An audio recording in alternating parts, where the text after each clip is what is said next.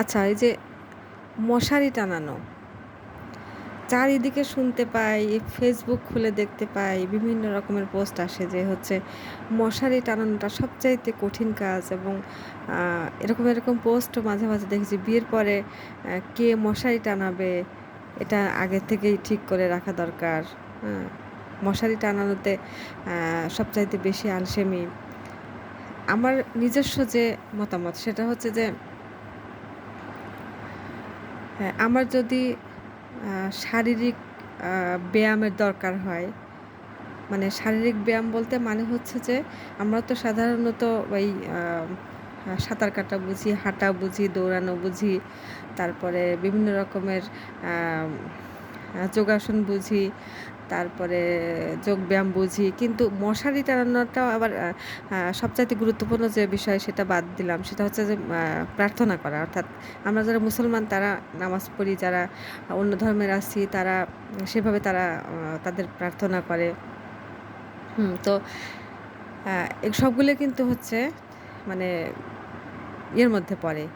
মানে পরিশ্রমের মধ্যে পড়ে এবং শারীরিক পরিশ্রমের মধ্যে পড়ে। যেগুলো আমাদের জন্য কিন্তু খুবই দরকার। একটা সুস্বাস্থ্যের জন্য কিন্তু ব্যায়াম অত্যন্ত গুরুত্বপূর্ণ একটা মানে বিষয় যেটা আমাদের প্রতিদিনের রুটিনে থাকা উচিত। তো এই মশারি টানানোটা কিন্তু একটা বড় ধরনের একটা ব্যায়ামের মধ্যে পড়ে।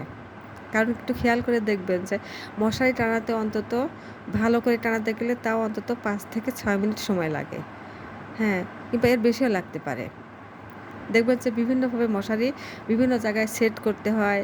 তারপরে সেটা আবার তোশকের নিচে, তারপরে হচ্ছে কাঁথার নিচে সেটা গুজে দিতে হয় যাতে মশা না ঢোকে।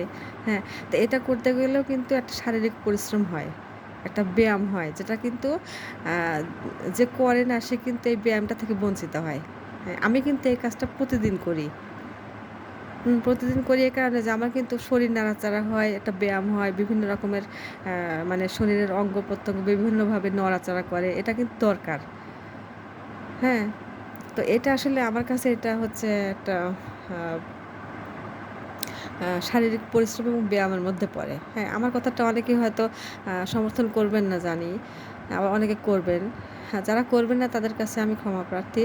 আ উম আমার যেটা নিজস্ব মতামত আমি সেটাই দিলাম। এটা সবার সাথে শেয়ার করলাম। এই পর্যন্তই আরকি।